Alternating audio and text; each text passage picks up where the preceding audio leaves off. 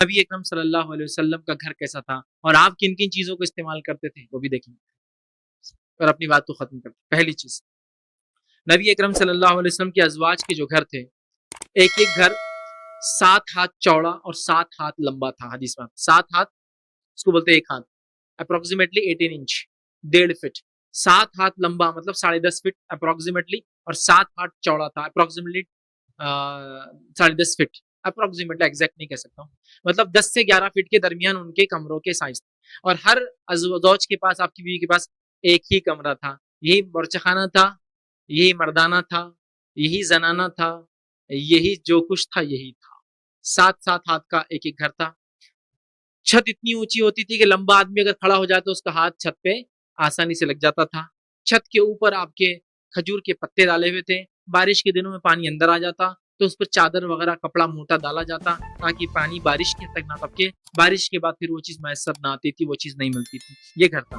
گھر کے دروازے پہ ایک پٹ لگا ہوا ہوتا تھا. کچھ امہات کے دروازوں پہ ایک پٹ بھی نہیں تھا، اتنی طاقت نہیں تھی لگانے کی. تو ایک پٹ مطلب 2 ڈور کے بدلے سنگل ڈور جو کہ حافی ہوتا تھا، اور ایک کی جگہ پرانا کوئی کپڑا تھیلا وغیرہ لٹکا ہوا ہوتا تھا. ٹھیک ہے، یہ گھر تھا. اور کچھ کو 2 تھے یا ایک ایک جو ہے نبی اکرم صلی اللہ علیہ وسلم ایک کمرہ ایسا تھا جس کا پورا پٹ لگتا تھا، لیکن اس میں اتنی بڑی چیر تھی کہ کوئی آدمی اندر دیکھ سکتا تھا. مطلب وہ لکڑی پھٹ گئی تھی تو اس میں چیر ہو گئی تھی.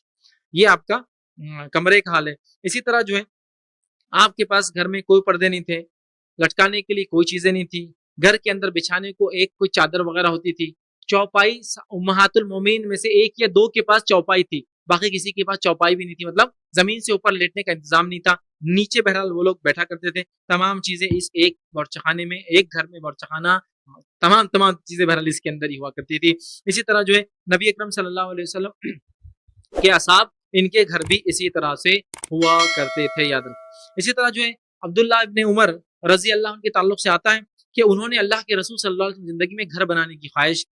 جب انہوں نے گھر بنانے کی خواہش کی، چونکہ ان کو مشکل جا رہی تھی، تو انہوں نے گھر بنایا اور اپنی انکم میں گھر بنا لیا. پتہ چلا گھر بنانا اتنا آسان تھا کہ ایک آدمی اپنی انکم میں بنا لے سکتا تھا. آج گھر بنانا اتنا خرچ والا کام ہے کہ پورا لٹا دیتا زندگی بھر کا تو گھر بنتا ہے. تو میں نے گھر بنا لیا، اور اس کے بعد رسول اللہ صلی اللہ علیہ وسلم کی وفات تک اس کی کبھی مرمت کرانے کی ضرورت ہی نہیں پڑی. مطلب ایک بار بنایا، اپنے ہی پیسوں سے بنایا بغیر ادھار لیے کے، اور اتنا مضبوط تھا ون ٹائم میں کہ اب ضرورت ہی نہیں کو مینٹیننس ریپیئر کی. ایسے گھر بناتے. ہمارا حال یہ کہ ہر سال پردے چینج ہونا ہے، چینج نہیں ہوئے تو آپ کیا کمایا، کیا دنیا میں جی رہے آپ. گاڑی چینج ہونا ہے، ایٹ لیسٹ کلر چینج ہونا ہے، صوفہ کور چینج ہونا ہے، کیا کیا چینج ہونا. اللہ رحم کرے. انہوں نے کبھی چینج نہیں کیا پوری زندگی، چونکہ ان کے انویسٹمنٹس کچھ اور ہی تھے، ان کے پلانس کچھ اور ہی تھے. یاد رکھیں. ٹھیک.